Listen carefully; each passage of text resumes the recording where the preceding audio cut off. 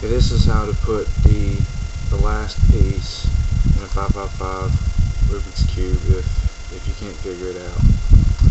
Basically what you can do is take two layers like this and turn them down a little bit, and then take the two layers that cross at the piece and open them this way too. You just keep doing it until you open up a gap about like this,